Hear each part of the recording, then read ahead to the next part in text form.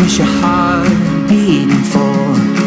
Who is your heart beating for in this life? When talking about your greatest fear, I think the way you phrased that was very poignant, because it reminded me of discussions or documentaries of people that have had near-death experiences. And they say that what they saw on the other side, and I won't go into what that was, because everyone's got their own beliefs on what's on the other side, but what they saw on the other side and the fact that they were given a second chance gave them an entirely different outlook on life. They gave them an entirely different way of perceiving the world around them, perceiving what was within them, both in capacity and in terms of integrity, power, character, everything that they wanted to be. They were no longer going to accept anything less than being who they were flat out.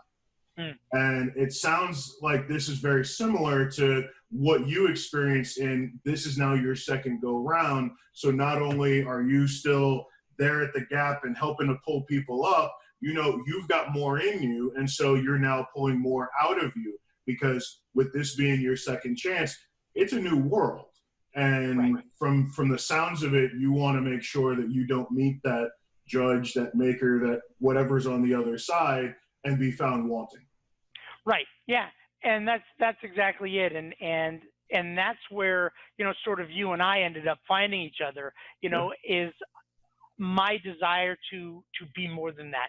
My desire came from my desire to be more than a cook, right? My desire to be more than a good husband, a good father, my desire to do these things. And it took really bold action. It took really terrifying leaps. And, the video that you saw me on, I was at the precipice of one of those leaps. It was the leap out. It was the leap out of professional kitchens into being in personal development full time, being a coach, being a writer, being a mentor, and doing that full time. And because it's this broadcast and it's the center of it really boils down to love. It really does. And anyone who gets to know me, I'll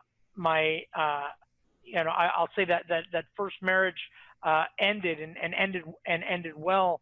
And and anyone who gets to know me, they inevitably all come to the same statement, and it is you really like people, like you really like them, like in a way that I don't get to see people. Like, you really love the humans a lot, and the answer is yes. And my fiance Amy, the absolute love of my life, I'm in such an amazing place right now with my personal relationships, but this idea that I literally fell in love with the idea of serving people, and I wanted to do it at a bigger scale. I wanted to do it at a greater level, and in order to do that, I had to stop being like the cook who coached on the side, right? This chef that coached, that did, that had a couple of clients on the side, and he did this fun little, personal development gig, and he did his little 12-step gig over here. And it became very clear that what I needed to do was become something bigger than that. And in order to do that, I needed to seek out mentors. I needed to seek out stuff, because what I'm supposed to be is bigger than a guy who plays it safe and does a little bit of this and that on the side.